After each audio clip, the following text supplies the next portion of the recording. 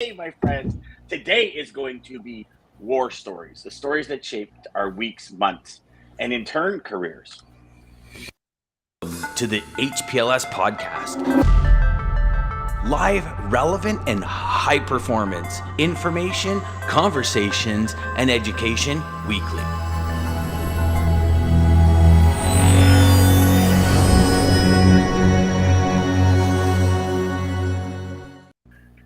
Daman says, "Good morning, happy Kennedy." Damon's total champ this week. He came strong this week.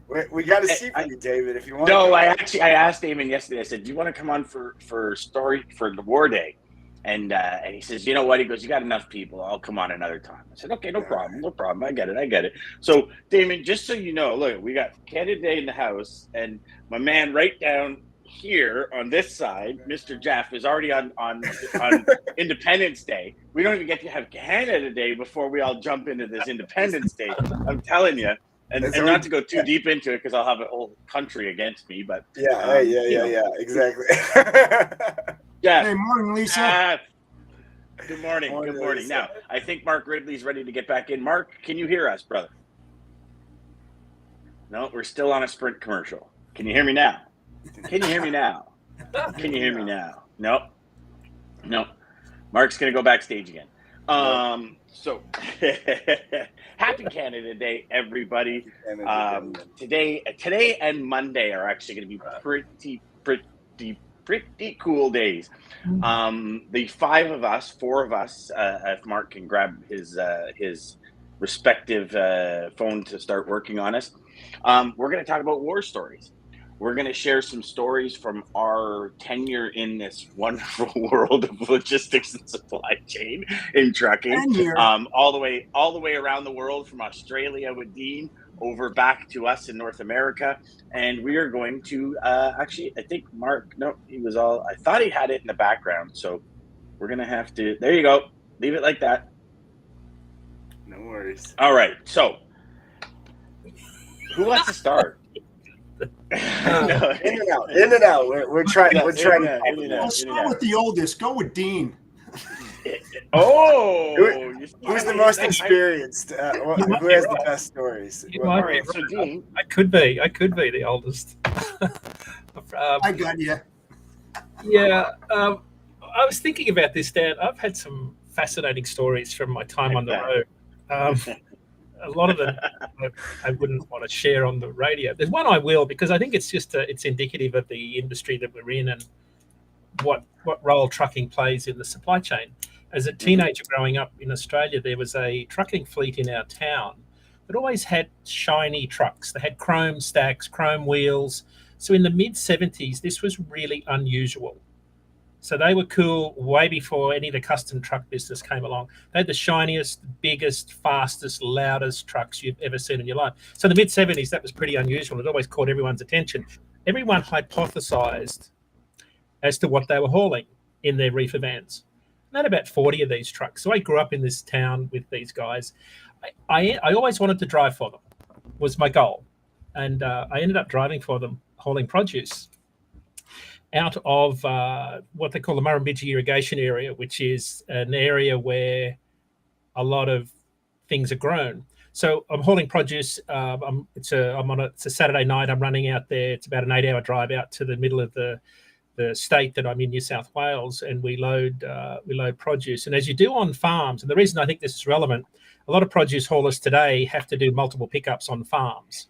Because of the ag hauler's exemption, within 150 air miles, you can do multiple pickups without recording on duty. So growers tend to take advantage of that and get you to do pickups all over the area, even with these, big trailers. And keep in mind, I had a 9-axle B train.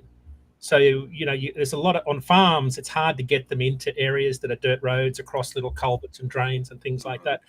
So you're doing multiple pickups. It's really arduous. And then the hard part is you've got to do at best a 9 to 10 hour haul into the markets, and you have to be there at 3 a.m. for the market to open. So whenever you run market freight, no matter where you're going in the country, if it's a Sunday night market or a Saturday night market, you have to be there on time. Otherwise, they don't hand you the wad of cash for the load, and it's cash. I mean, you get a big big bankroll of cash. So he says, my boss says, just run over to this farm and pick up 4 pallets of citrus. So, oh, sure, right, I'll throw them on the back of the second trailer. Backed it into this shed. All the workers are around. We load the 4 bins on, and I looked at these. They were clementines, and they were rotten and smelly and stinky. And I said, "There's no way anybody's going to eat these. And they're not even for juicing. They're not even juicing quality." Anyway, didn't think another thing of it. Heading into Sydney on the freeway, there's I saw these motorbike lights behind me, tailing me, and this went on for a couple of hours, and as a driver, you're always watching who's following you. And for no other reason than I just like to know who's behind me, because when the cops are sitting behind you, you've got to do the right thing. Of course, we were running pretty fast. He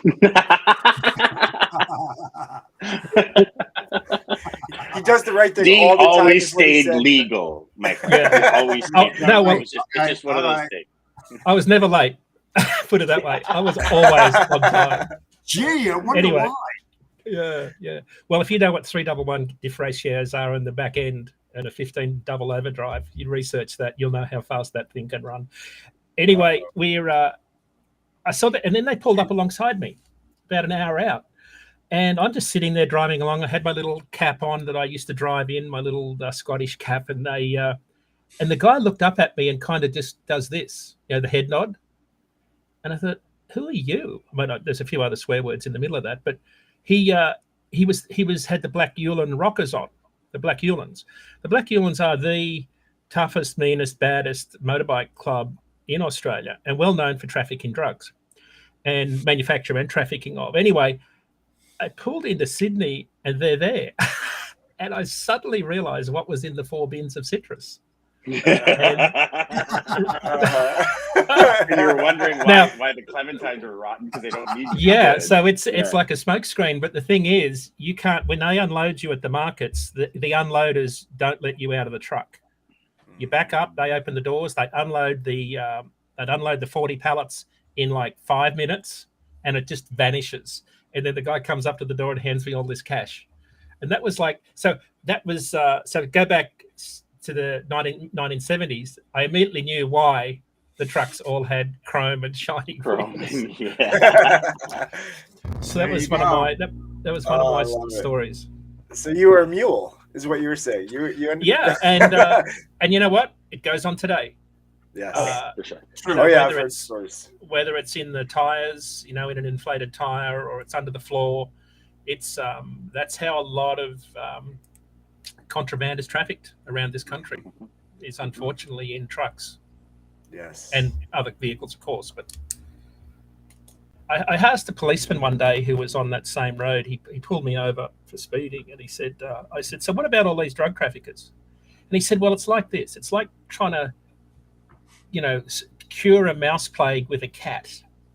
Your best cat is going to get 5, 1 on each foot, and they're going to sit on one. The best cat." He said, "So you guys out here running past me at 100 miles an hour, we've got no chance of stopping you guys. We just got no chance. So we just pick off everyone now and then. So it was your turn today." Okay. That makes sense. Yeah, that's a good one, brother. That's a good one. That's a good story. It's a good analogy. The mouse plague. Is a great one. Who's next? That's a great one. Jeff? Hey, Mark. Can you hear us? I don't think so. No, I don't think so. Yeah, okay, so I'll share a story with you guys. Yeah, he must. So, as you guys, most of you know, in 2005, we opened up a brokerage company that was the logistics end of an asset-based company. And inside teamwork, it was mainly referral business. We hired a couple of salespeople, and we opened an office in Montreal. And through this process, you really start meeting a lot of people when you have the say to make things happen or not. And I get a call from this guy, Anton, one day. And he introduces himself and he says, a buddy of yours, Sonny, suggested I give you a call. And I'd done a lot of business with Sonny. I was like, okay, perfect. Yeah, for sure. And he says, so I'm moving booze out of Miami into Toronto. He says, and it goes into the LCBO warehouse. So for those of you in Ontario or I think it's probably Canada-wide except Quebec. The Liquor Commission Board of LCBO, it's only Ontario, Liquor Commission Board of Ontario. So they manage and distribute all the alcohol in Ontario. So if you're ever bringing product in, it's got to go to these facilities. So he's saying all the right things. And I said, okay, well, what do you got? He goes, well, I got about 12 loads a week. And now you got to think 12 loads a week. We were charging him $8,500. So that's about $102,000 a week. And I said, okay, well, I'll take one or two and we'll see how it works. And so day one, we grabbed 2 loads. Day 2, we grabbed 3 loads, and day 4. So anyways, come the end of the 2 weeks, we've hauled 24 loads for this guy. And my accountant at the time, the accountant side of the business comes to me and goes, Dad, like, you're $204,000 in with these people and you're 2 weeks in. Do you think you'd call the customer and get some money off of them? Because like by the time the first invoice is due, he's going to be up to $500,000. That's a lot of exposure in the market. And I said, yeah, okay, no problem. And I mean, we did credit apps and everything on this company, right? It was a solid company. And so I call Anton and I said, listen, like we gotta get the payment. I said, it's been 2 weeks, but I hope you can imagine at $8,500, it adds up quick. He says, yeah, no problem. He goes, listen, I'm going to Toronto. I take public transit because I don't like to be stuck in, traffic. And I'm like, it makes sense. A lot of people do it. He goes, meet me at the train station. So I meet him at the train station the next morning, and this guy jumps in my car. He's like, what kind of car are you driving? I'm texting him back and forth. I said, I'm in this car. So all of a sudden the door opens and the guy gets in. And he pulls out his backpack, puts it on the floor, opens up, and pulls out a brown paper bag and hands it to me. He goes, here's all your invoices paid. And I'm like, what? He says, here, yeah, just take it. And so now I've got like $200,000 in a paper bag. And I'm like, holy crap. I mean, my sphincter tightened up. I'm thinking, I'm going to get robbed. Like, this is a whole setup, right? Like, I'm totally thinking, as I pull out of this parking lot, I am going to be shot and killed, and somebody's going to, like, my brain's going in overload. Never once did I think, why is this guy paying me in cash? Like, my brain shifted to a whole.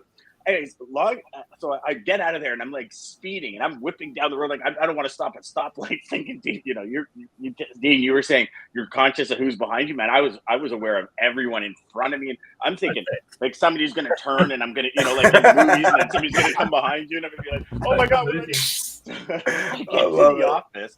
I run upstairs and I go to the office. I go, Rob, Tony, we got to meet right now. And we go to Rob's office.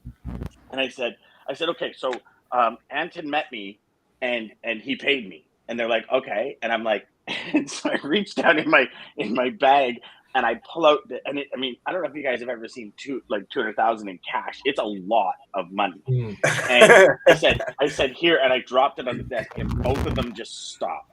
And they looked at me and they said, in sequence, they're like, you're not taking another load from this guy again. I'm like, no, I know that. I understand that. Tony opens the bag and goes, I can't just walk into the bank and deposit this. It was literally, we set up a plan where he would deposit like $10,000 every 4 days or something. So like bells wouldn't go off. So I call Anton back. I go, listen, like I can't like take cash. I said, if you could pay check or whatever. He goes, no, it's all cash. Unfortunately, it's just the business. And being naive, I was like, oh, okay. Well then, unfortunately, as much as like they were very profitable, I can't do it anymore. Well, Canadian Border Patrol calls me like about 5-6 weeks later. And this woman says, have you been moving freight? And I said, yeah, absolutely. So she comes into the office. Rob comes into the office, like Jesse, all the partners were all sitting there. And she goes, okay, so you've been part of an illegal smuggling ring. And I'm like, okay. And she says, so if you don't have proper signed bills of ladings, unfortunately, you're actually part of it. Ooh. And so luckily we like all the bills were signed and we kind of had the bill signed at the shipper and the receiver. So what was actually happening when we dug into it, when the Canadian Border Patrol dug into it, is we would be giving them ETAs, obviously, because you got $1 million worth of booze coming up the road. They want to know where it is when it arrives. When it would get there, the driver would walk in and check in. They'd say, oh, this particular delivery is delivering across the street. The driver wouldn't think anything of it because it's a full, like a complete bonded facility. Truck goes across the street. Guy opens the door, same outfit, unloads the truck. So lo and behold, in 2 weeks, 24 truckloads, $24 million worth of booze was offloaded and disappeared.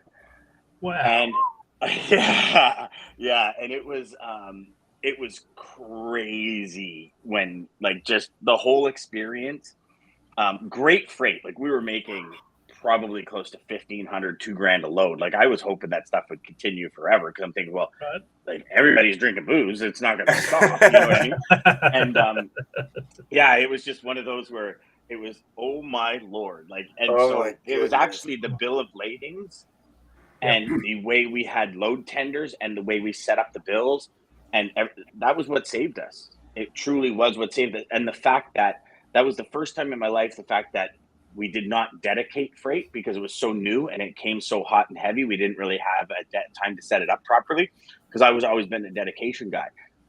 Those two things, the bills and non-dedicated, actually pulled us out of the mix, because they realized that there's no way we could have been part of it. It was just, Yeah. everything happened too quick. I mean, I had to give up That's every single crazy. email. Oh yeah, I had to give up every single email.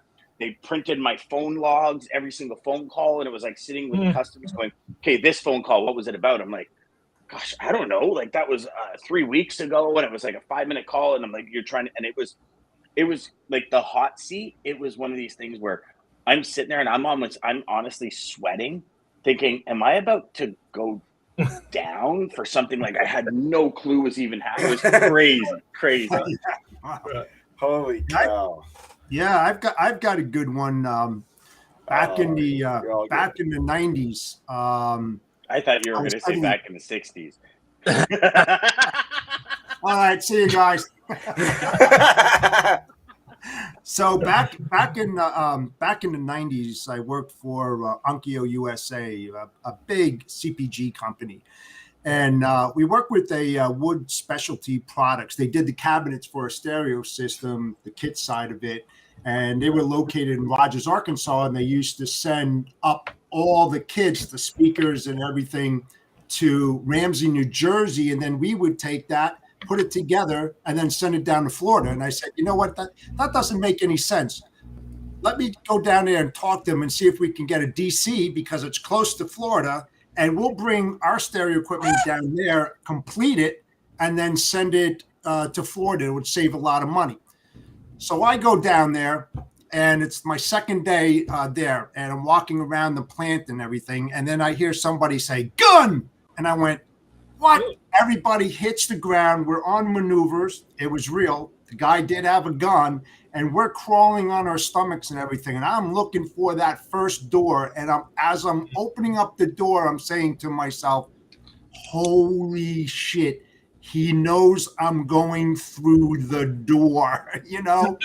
And I'll tell you what, it doesn't get any realer than that when you're in a situation and you see people scrambling. No shots were fired, but we went flying out that door, and it was one of the worst experience of my life in the industry, because I really thought that it was going to be like a mass shooting of some type. Wow. Well, you know what? From Jersey, I would expect the first thing you to do is, that's not a fucking gun. This is a gun, boy. Don't bring a pea shooter to a gunfight, boy. Yeah, and that's gotta be scary, brother. Oh man, I'm telling you, and it was the same company. That's the bad, and here's the funny part of it. Not to deal with the gun, but my boss and myself, Nick Ziss, and he'll attest to this. Hi, Nick. We used to load the trailers of electronic equipment, 53 footers, about 25 to 2,800 pieces, hand stacked in a trailer. And so my boss and I, we go, you know what? Let's help out the guys. We'll take a trailer and we'll start loading it. So we start loading it, and we get towards the end of the trailer, and we're standing at the door, and my boss goes, where's my wallet? And I went, what? And lo and behold, he lost his wallet on the second row in the nose of a 53-footer with 2,800 piece boxes stacked in there. And we had to go and unload it. It took us 2.5 hours to load it by hand, and another about 2 hours to offload it. And it was in the middle of the summer. It was one of those see-through type roofs that was like 125 degrees at the top level, and we lost 10 pounds. But Yeah, yeah. I'm One telling you, of those trailers when you open the door, it feels like when you're camping and the morning sunshine comes out and the tent just is like oh, it 9,000 just got, degrees, and it it's was like a yeah, blast furnace, like a blast yeah. furnace. So I never let my boss down from that 25 years later. Oh, that's hilarious. Nice. Yeah, yeah. That's one of those ones where, yeah, no, I'm going on lunch. You have a good time, and we'll see you when I get back. Yeah, Oh yeah, Yeah. oh yeah, yeah. We used to bring our jeans to work because we always were part of the troops and helped everybody out, man. How to get in yeah, those man. tournaments. For sure, for Yes, sure. sir. James says, I'm late, DJ. Don't fire me. Good morning, gentlemen. Good Oh, morning, good you're all morning. good, And then bro. Scott All says, good. good morning. I have a few for sure. Well, Hey, Scott, you have a share them. few, Yeah, brother. anybody out there with stories, share them. Yeah. Yeah, Well, even at absolutely. that, Scott, if you want to join us Monday, let me know, and we'll bring you on. We'll bring you on the show Monday. So, who's up now? Who's up now? Mark, are you with us, brother? Or are you just enjoying the entertainment on the backside? Can you hear me? Oh. Hey, Got the it. sky's parted, the sunshine comes in. Ridley is here. The That is handsomeness, awesome. the handsomeness has begun. Yeah. Beautiful. Right behind you. I didn't Well- realize that. I thought you introduced this as war story. Like, I just seem to be surrounded by criminals right now. People doing stuff. It's all. I'm a it's all- finance well, guy. I it's can't get mixed up in this stuff. kind- There's laws that prevent You mean it. you're trying to tell me in the financial world you have no stories? Oh. Well, I mean, when I started out banking in early 90s, I worked in a branch in East London. So people walking in with shotguns and taking money from it was kind of like part and parcel of the daily kind of So grind. part of the application was, so how are you with guns being put in your face? You okay with it, or are you going to be Well, okay? the first You're three gonna... or four shotguns, you're like, shit, I'm going to die. And then you realize they don't really want to shoot you. They just want the money. So Right. you just have money and you're away, you know. It becomes part and parcel. What becomes really weird, though, is when you're kind of on first name terms with armed robbers. Mark, that's you just weird. said when it comes to the banking world, it's part and parcel that you're going to get robbed. I love it. It's like, Oh, that's just another I should have. day. Let me caveat that. In branches in East London, so don't want to Right. put out. Right. Vibe. Right. Yeah, but like from a logistics perspective, my only war story is trying to get here right now. I'm on the road. I've been stuck behind. I should very careful how I say this. I've been stuck behind a truck. And what I really do like, my only war story for today, is a truck that's doing 65 behind another truck that's doing 65 decides, I think it's a good idea to overtake the truck in front of me on a hill and six. So let's all just sit behind those guys for 45 minutes while they battle it out. But that's my war story for today. But in terms of being in banking, having been robbed, I think that's kind of really bad as pretty much as it can get. I thought. Nice, nice. So I saw Dean shake his head there, but before we get to that, here is.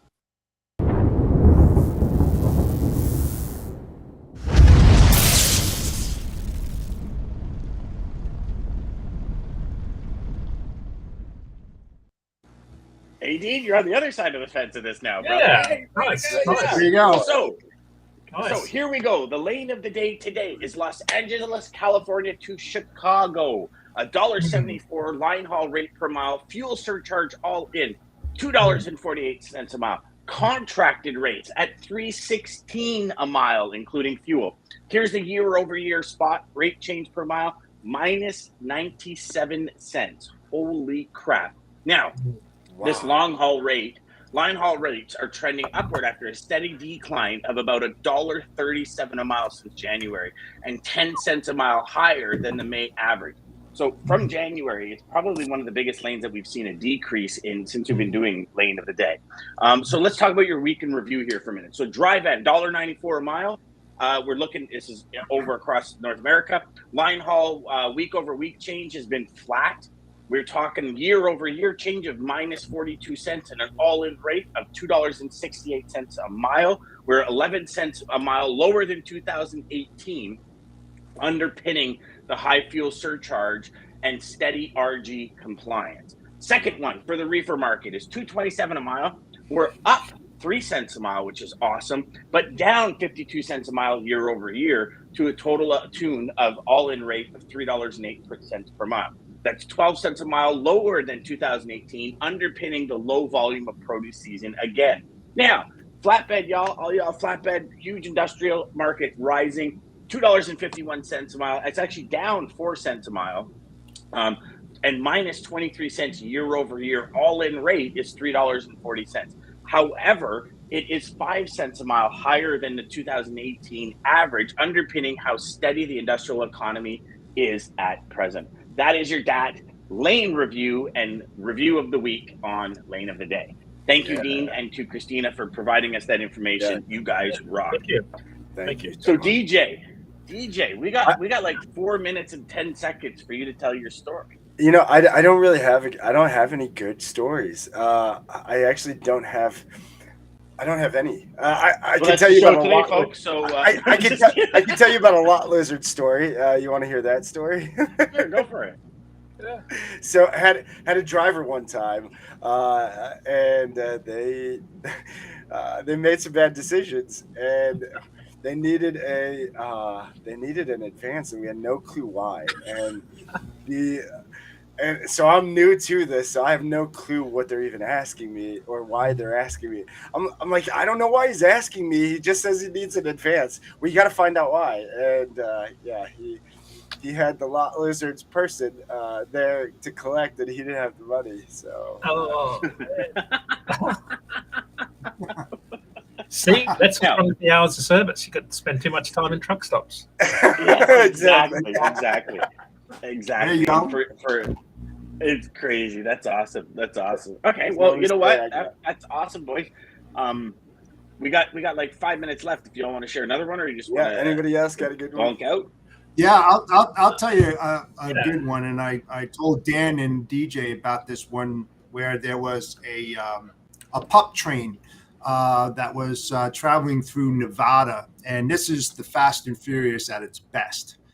This was back in the 90s, and when you're traveling at 75, 80 miles an hour in a truck with some tandems in the back of you, and you're going through the middle of the desert, nobody's around, weird things happen. And what happened with this, and I'm trying to make a long story short, is that somebody came up with an incredible idea of taking a pickup truck and putting a platform on the hood of the truck, and had cables that could hook into the back of an ICC bar. And what these guys did at night was that they had night vision goggles. And this is what the police said, that it was the only way of doing it possible, that they pulled up, put the truck in neutral, hooked into the back of the ICC bar, opened up the doors of the trailer, and it was an inside job, and they had a bar in there so that it wouldn't flap, the doors wouldn't flap open. The guys went from the backside of the truck over the cab to the hood truck and started offloading. They knew exactly what they were doing, and then when they were completed, they just unhooked, except there was one hook that was left in the ICC bar, and they just went to neutral with no lights on or anything and just coasted behind. The driver never knew what hit him, because when you're traveling at that speed and you're keeping up speed with them, you're not going to know that something hooked into you, especially if it's light.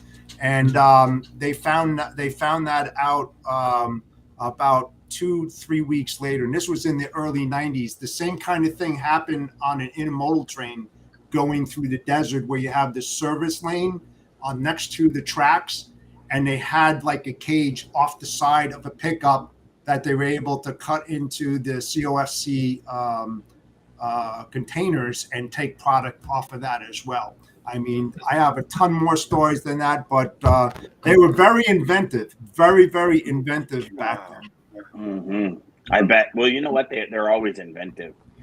Mark, before we go, brother, can you give us an update on the financial market and currency exchange and do your summary? Yeah. Oh, Mark, I think it's his internet is down. Yeah, he's froze. Yeah, I think he's froze. But Either that or he's pretending. Scott says he wants a time for Monday. Yeah, definitely. Scott, I'll hook up with you off air, brother, and we'll get you a link for Monday. And I got to hear about this. Spike insurance on this load of crab. Nice. All good until it goes missing forever. 100%. All right, gents. Well, that was fun. Hey, Monday is going to be a good one. So I'll come with your war stories Monday. Monday, we're going to do another episode of War Stories here on Sales Chatter, everybody. Unfortunately, Mark Ridley couldn't be with us. Update. Yeah, we lost Mark. Rest in peace, sir. Mark was supposed to give us an update on the financial market. You see, as soon as I said, "Hey, can you give us an update on the currency exchange?" He was like, "He's gone. I'm gone." He said something about watch out for the banks, and then he disappeared when we asked for what's going on. I don't know. Remember what happens in London? Yeah. The sarcasm is flowing today, boys. It's good. All right, gentlemen. Well, thank you so much for being here. Thank you to Daman. Thank you to Centurion Trucking. Thank you for letting us share your war stories. Happy Canada Day, everybody. Canada Day today. Then y'all can have Independence Day on Monday, okay? How's that? Right. Happy 4th of July, guys. Yes, happy 4th of July, everybody. Thank you all for joining us. Obviously, hopefully you like the story. Share the stories in the chat as well. Scott, can't wait to hear this crab story. I never moved crab. I was too scared. But the dude that was next to me, he had a lot of those stories, and I remember to take Dan's line, his sphincter was tight very often when he was moving those loads. So I can't wait to hear that story. Thank you, everybody, for joining us weekly like you do. Sales Chatter Live, Monday through Friday, 9 a.m. till 9:30 Eastern Standard Time. Start your day right with us. Get yourself in the right mood, ready to take on the week and design the life of your dreams. Scared now. There you go. I'm reading the chat over here. Hey, Mark. Gentlemen. Yeah, Mark, we thought you left us as soon as we asked for a market review on foreign exchange, and you were gone. I was like, I was all ready to go for that. I'm out of here. That's okay. I figured somebody put a shotgun in your window or something, and you were gone. I don't know. We thought you had to run. Here's another very vanilla, boring war story. My iPad decided that it doesn't like heat, so it was sitting on the dashboard. And but again, like coming back to the war stories, you got to remember, I'm an office boy, so getting paper cuts. That's about as serious as it can really get. Getting a staple in your finger. Oh man, my wife talks to me about childbirth. I'm like, dude, get a paper cut. Come back to me. You just pissed every woman watching the show. And if my wife was listening, it wouldn't be a shotgun in the window. It would be a punch in the face. Rightly so. And rightly so. I'm out. The island voted Mark off. He's gone. Childbirth? Are you kidding me? Try getting a paper cut in your finger or stapling your finger to the desk. That hurts. My wife is very much like, I could actually give birth and just go back to work in the afternoon. I am down for 3-4 days with a paper cut. So that's so what it is like in my household. I don't even know how I tie my own shoelaces. Mark, you have to join us Monday, brother. Mark, you have to come back Monday for more war stories because your war stories are awesome. Let's hear about I want to hear the story about the fight over the copying machine. There has to be one of those. Right? Or the story when the pen leaked in your pocket and you think it took your nipple off or something. I don't know. There's got to be one like that. It's a white shirt and you go into a very important business meeting. I know. It's just horrid. It's horrid out there. People don't appreciate bankers. All right, everybody. We'll see you Monday. Well, thank you, everybody. Fantastic weekend for all of you celebrating Canada Day. Go out and celebrate. We'll talk to you on the 4th of July. And, I guess your festivities might start before Monday. So if they do, happy 4th, everybody. Yep. Take care. Happy 4th, y'all. See you, folks. Centurion Trucking. Our motto is people before profit. Today's market requires more transparency, consistency, and focus on what our clients need to win. Centurion Trucking and American Logistics are poised to help their clients achieve and surpass their targets. If you're looking for a team that honors your needs, dreams, and aspirations, then get a hold of Daman at American Logistics or